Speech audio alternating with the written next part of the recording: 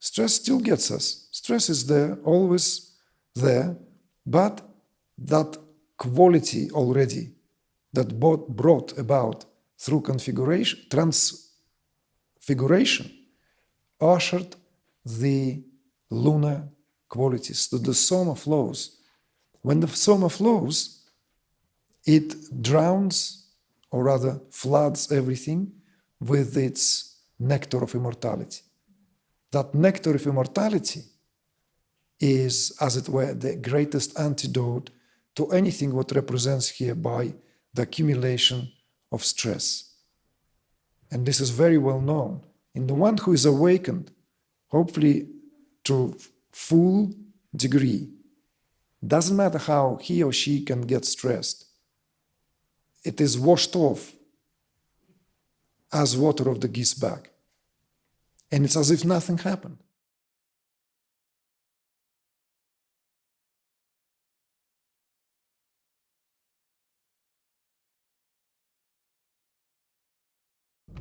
My question is about Ishta Devata.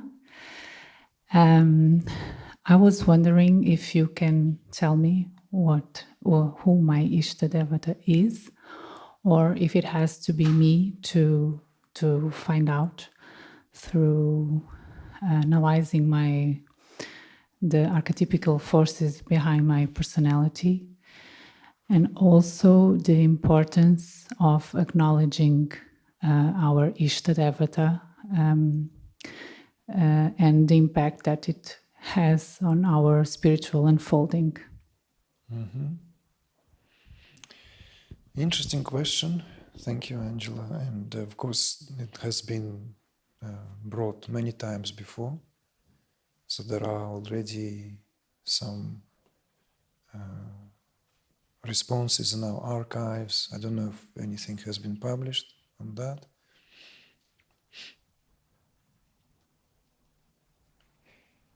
So I would take still this angle first, and then maybe elaborate more in lieu of what you have asked in terms of the value, right? Importance and role that it plays. Why is it called Ishta Devata? For everyone, right? For some of you, maybe this is unfamiliar term. Everyone knows what Ishta Devata is or not? No. Anyone else? Okay, just know. It's best to kind of sort of, because I don't want to assume everyone knows. And so, Ishta Devata is a concept within the scope of Indian spiritual, let's say, heritage, which is quite unique to Indian culture per se, unique. In as much as Ishta Devata represents a democratically chosen way to relate to one's divinity. Let's put it this way. So in other words, in the myriad of how that divine self expresses itself, and we know in India in particular, it is very, very rich. It's very rich as a tradition in a sense of different impulses of creative intelligence. How this otherwise one and only expresses itself through the myriad of particular ways of how that divine manifests beneath the, let's say, realm of forms and phenomena. So for that reason, they are called archetypal forces, or we call them archetypal forces.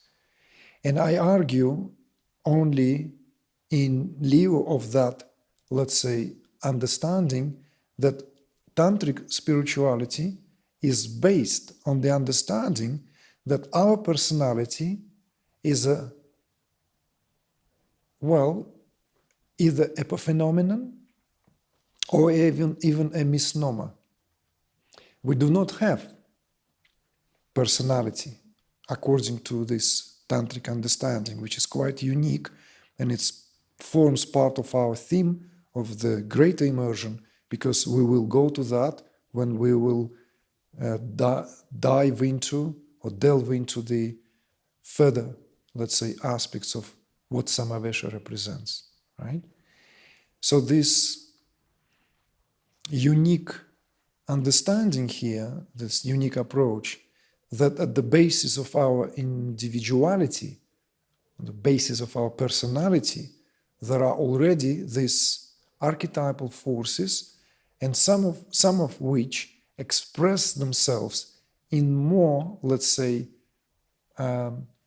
emphatic way, let's put it that way, than others, which then colors overall how we appear to be. So that it kind of gives that hue from deep within, and that what is considered to be, let's say, the basis of our personality, how then it is played out. Of course, it's a very unique perspective. Some may disagree that this is, like entering here murky waters of, right, like, there's a human psychology, there's a clinical psychology, all these personality traits, right? It has been re-examined, by the way. There's a great re-evaluation going on right now with the advances in the field of neuroscience. So neuroscience now actually leading the way to how the psychology is viewed today in terms of how it has been almost taken for granted since the formation of this system, dare I say, of belief, because it's also a belief system. It's a belief system to go with what was outlined by the fathers of psychology. And we just, some of them sound more probable, some of them proven to work, others are still open to polemics and discussion. But one way or another, you can have your PhD in this particular department in this particular branch, rather, of psychology. But tantric perspective is very different. And this perspective is, in Tantra, on par with the overall understanding where that concept of Ishta Devata, that now we'll translate that term, Ishta Devata. Ishta literally means that personal, someone's. You see? Devata, you know that term, right? That Devata here stands as that divine, Devata.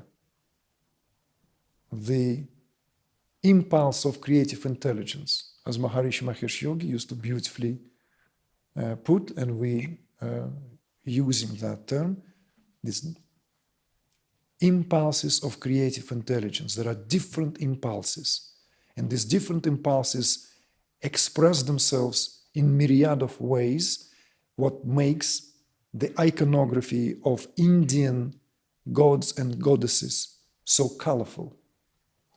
But of course, beyond just the populistic level, beyond the level of an even folk understanding, and there are some real depth in that folk understanding as well, as would be shown in the course of our immersion when we go back to this theme of conscious possession.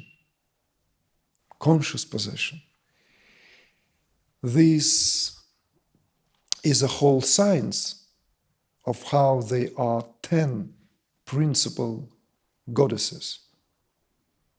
And then it can be narrowed down to the very, very principal goddesses, each representing, in this case, that internal, alchemical, yogic relationship, which is exemplified by fire, sun, and moon. This is like the inner dimension of yoga. The fire, which is the magma of the earth, at the base of the spine, right? Although it's an earth element, Bhairavi, as dormant Kundalini, resides there. Bhairavi resides in Muladhara, which is associated with earth element, but she represents fire.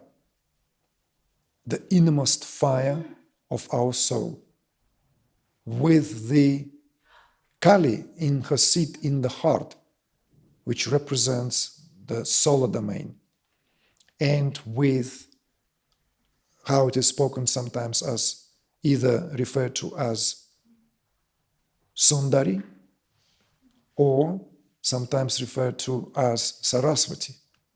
We will speak about these distinctions, representing the lunar domain, the domain of the lunar qualities. We've spoken in our immersions about this. We delved into this, and it's a dim, precious understanding.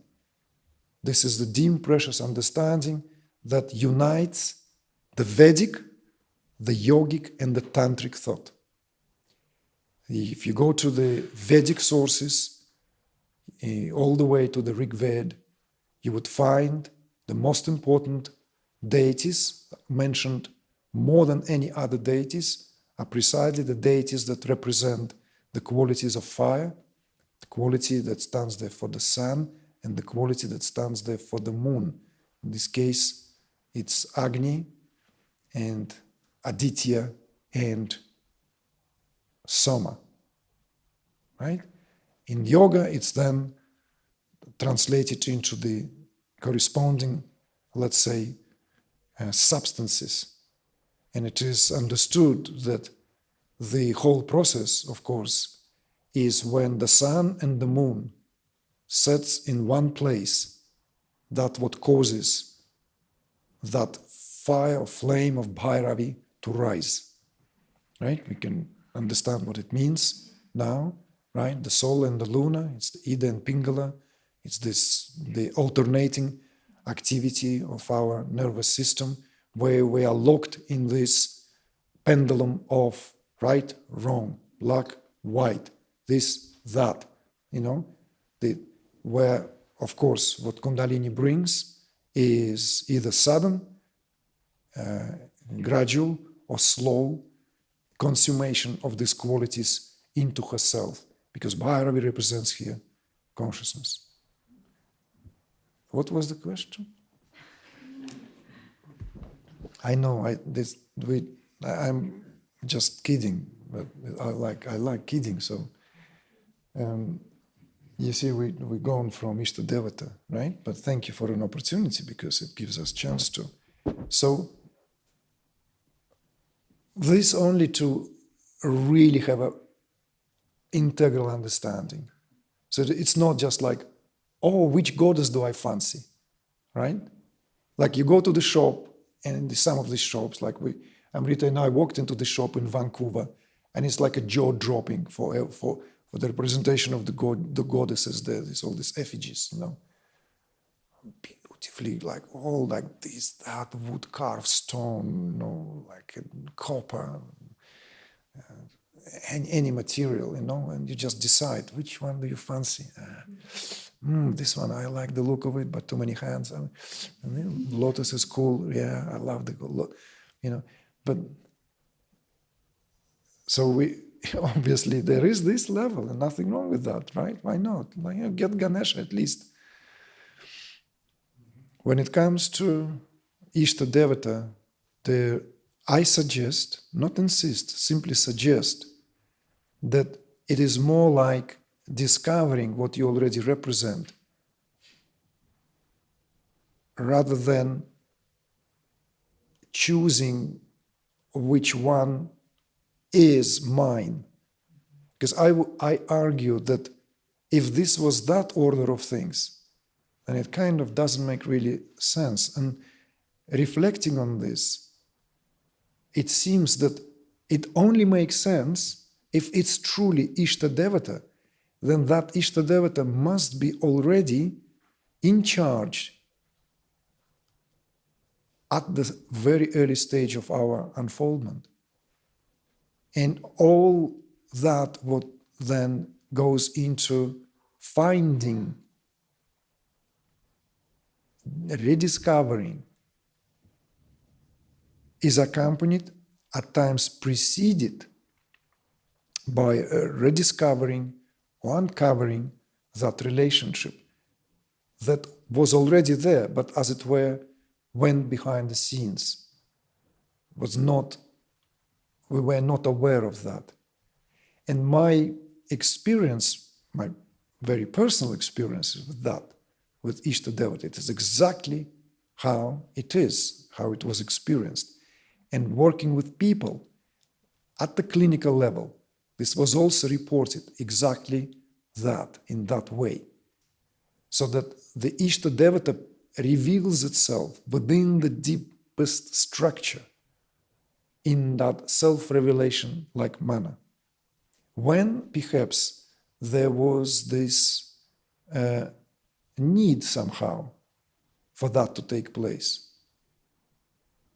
perhaps there was this, that what would steadfast the process of evolution and bring a plenty of confirmation, because it's a very, I would say, a satisfying event. It's a very satisfying affair to have that confirmation. Now, if we put a pause and quickly go back to the cultural, historical even repercussions of how Ishta Devata is understood in a given culture, Ishta Devata is worshipped in the families, the whole family. So Ishta Devata is seen as that particular deity that oversees that whole family, you see? So in a way, one is born into the family where that aspect of the divinity is worshipped at the given, a Hindu way of life. So it's not like, well, I want to worship Kali because, well, she's the coolest.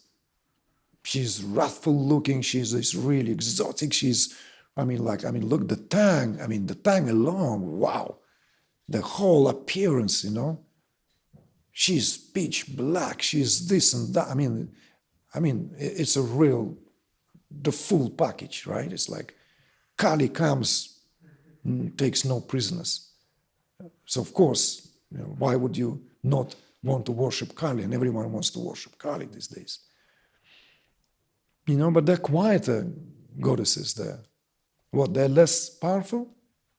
So this is what I would like to maybe add some, and so that we also, each and every one of us, reflect on this, and of course, piggyback, welcome. So that I personally don't see much value in tell me what my Ishta Devata, right? I'd like to know. Or let's rename someone because it was down to that. Oh, great, we'll rename you. No, but wait, can you rename me this? Like asking me, can you rename me, right? Can you give me a spiritual name? And I said, yeah, let's think about it. But politely with all the this and that, namaste. But can you rename me this particular one? Excuse me, are you telling me or are you asking me? It's two different things. You know what it is like, right? In the relationship as well. It's very well, are you telling your spouse what to do or are you asking your spouse what to do? And in this case, it's like asking your teacher to be renamed, but giving exact instructions what you want to be renamed into. So, but things like that happen, and it's now in day and age, it's a fun part, right? Kind of like we're all making our way through the jungle. So, don't see much value in telling like, oh, that's your Ishta Devata. Okay, let's get the effigy, sculpture, drawing, T-shirt, whatever else, tattoo, right? The whole package. And this is maybe I'm lacking in business sense because we could incorporate that into an additional income in the immersions, right? Is there time for humor or not? Is it? Is there some time for humor? So imagine, check into the immersion and then what also you can benefit during the immersion. Roll in for your own Ishta Devata. By the way, do not miss on the offers. And there goes like, the tattoo stamped into your chest or buttocks. and then T-shirt, this, that, right? Cups, maybe. I don't know, like merchandise, you know. But it's just like, maybe we can sell this idea to some other spiritual movement and benefit at least on some kind of commission. Anyhow, I don't see much reason to do that. And even if it sounds fun, what I do see a lot in the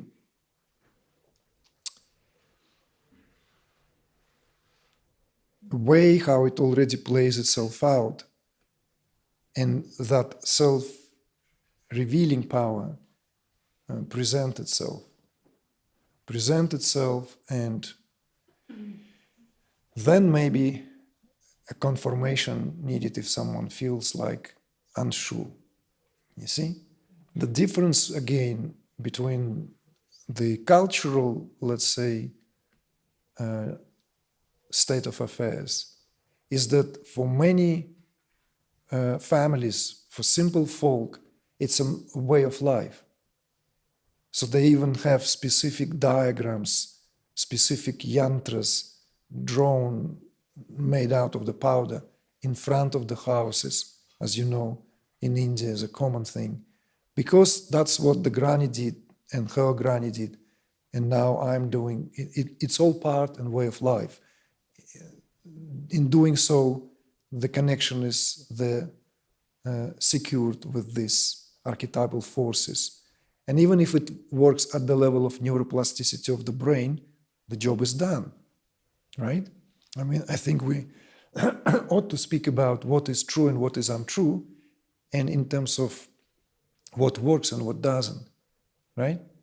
As that Russian poet, Boris Grebenshchikov, said, кто любит, тот любим. It's like the one who loves is loved. It's very, very old like this. And, кто верит, тот и свят. Who believes, he is holy.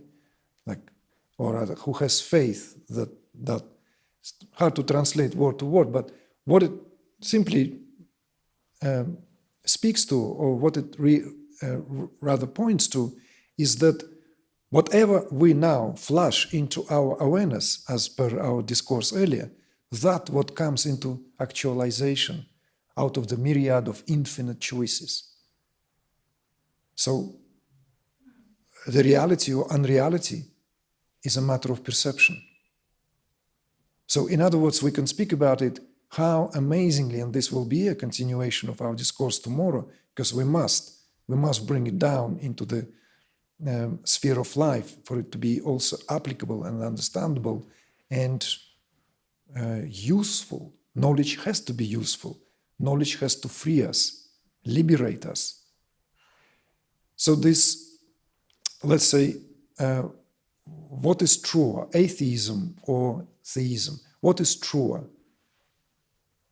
Right? Again, it's what we believe in.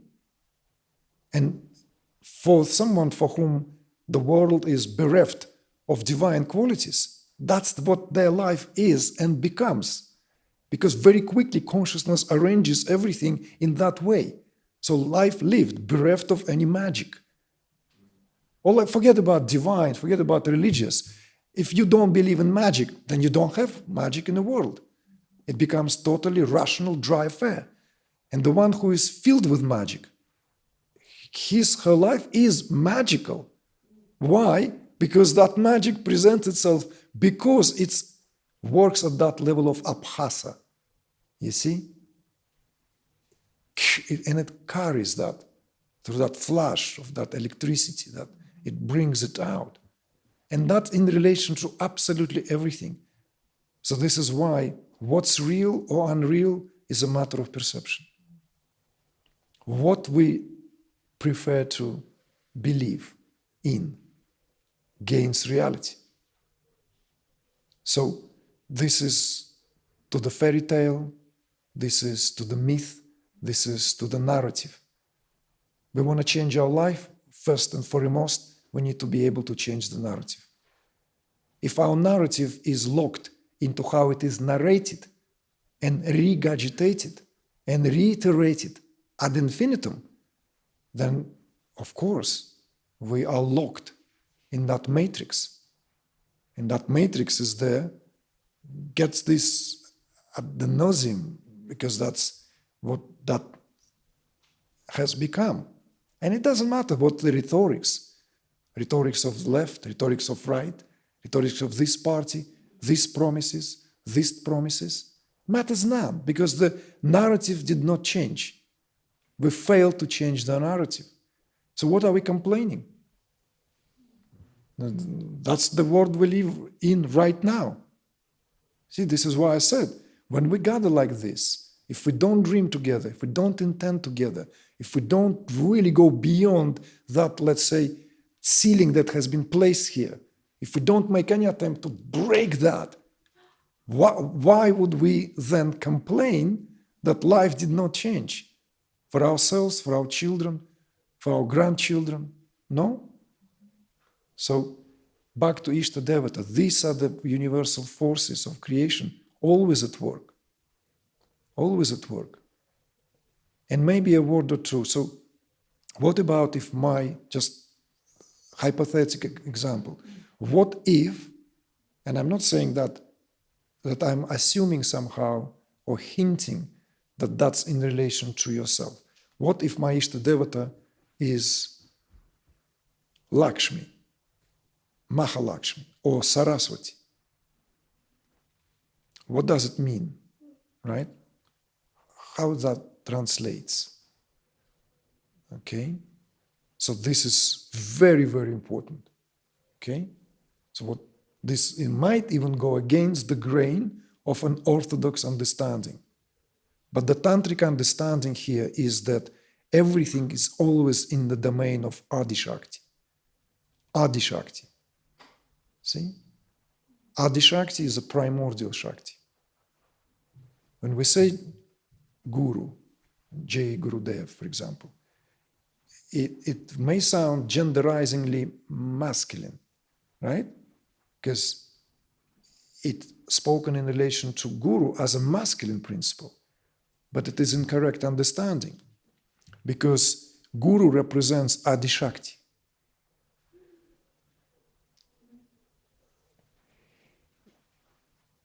Something else would add to that. So that Adishakti already contains in itself all Shaktis, absolutely all without exception. And each of the respective Shaktis are there to play their roles whenever it is required. So in other words, the permutation or that transfiguration is a very, very well-known tantric affair. It's very well known within the tantric circles. The wrathful-looking Durga, or let's say the aforementioned Kali, has this appearance iconographically, which primarily for the common folk, like in a lot of the spiritual, religious iconography, images throughout all cultures, there are the symbology at different levels. It has to be. And those who are more educated, their symbology, their language is much more refined, and the understanding, therefore. For the people who do not have access, by virtue of their life, to that level of understanding, the quickest access is, of course, through the iconography, through the imagery. And this imagery, we know, is, right, immediate. It's immediately impactful.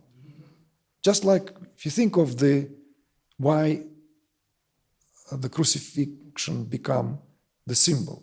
It's the most direct, visually communicated symbol of what otherwise so much theological work written about. Here we have a figure on the cross, in any way, form, immediately speaks to the one for whom this particular story is let's say, etched in the heart from the moment they come into this world and how they've been brought up and so forth. In the same way, the iconography of many deities have gained their form and everything so as to immediately communicate that message.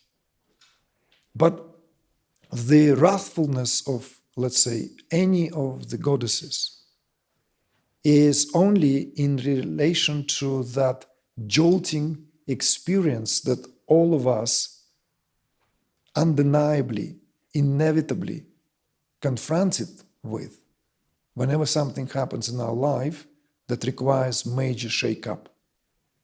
And the acceptance of that leads to the transfiguration of that deity into her benevolent form.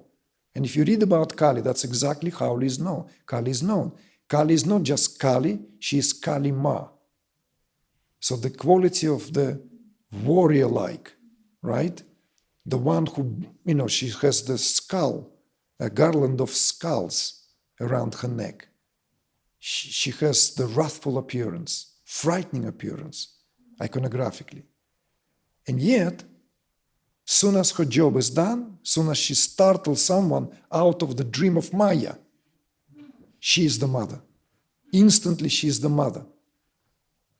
You see? So this transfiguration there is into another quality. So that transfiguration here has been hinted also in the way how the fire, the sun, and the moon, in the yogic processes, the descent of grace is to awaken that Bhairavi power. And that awakening then goes through the transformative phases that is culminating in the lunar qualities. These lunar qualities, when they take over, in, let's say, modern language, we could translate this into being immune to excess of cortisol. We become immune to stress. Stress still gets us. Stress is there, always there, but that quality already that brought about through transfiguration ushered the lunar qualities. So the soma flows. When the soma flows, it drowns, or rather floods everything with its nectar of immortality. That nectar of immortality is, as it were, the greatest antidote to anything what represents here by the accumulation of stress. And this is very well known. In the one who is awakened, hopefully to full degree, doesn't matter how he or she can get stressed, it is washed off as water of the geese bag. And it's as if nothing happened. First you notice that and you're amazed. Second times you notice that, like, before it will take me a week to just get back to my normal. Or this event, like, everything is then, yes, still have to deal with, but it doesn't leave imprint. It doesn't create that groove anymore. You see? So the culmination of all transformative processes are supposed to lead to that phase. So now you can see how these goddesses change their appearances, right? Depending on what is required. If someone in the phase when they need to burn, then that's the quality of Shakti that there is. Because that's what creates this possibility for melting everything in the system, bringing it to the molten state. Therefore, these phases in ascent are spoken of in terms of fiery phase, right? The solar phase, like the gaseous phase, and somic or lunar phase, the phase which culminates in that appeasing quality, lunar quality, which basically, what effectively speaking is what that whole process is really about. And the outer replicas of that, how in this or that ceremony is portrayed, right? Pouring milk or, over the Shiva lingam, that's exactly what it is. It's exactly what it is. There's this thumb-like shape, little, inside our skull, right? Lingam shape. And when the pineal gland unleashes fully its potential, it just literally awashes that. And that nectar of immortality, that Amritam, is what at a cellular level makes us feel, not think, feel at a cellular level that everything is okay. It's as simple as that. Everything is okay. So,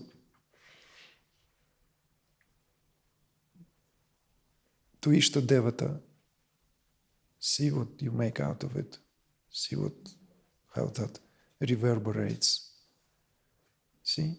Like, yes, of course, we could always turn this into a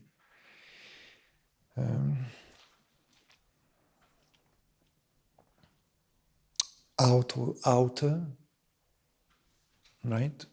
Outer representation. But in this work that you feel resonance with, the most important thing takes place on the inside, within. So if you feel affinity, even aesthetically, whatever, for this or that, there's no harm. What's wrong with, Yeah, deity here, deity there, this divinity, that divinity. Absolutely. But do you see the difference? So, and that's where all the difference is made.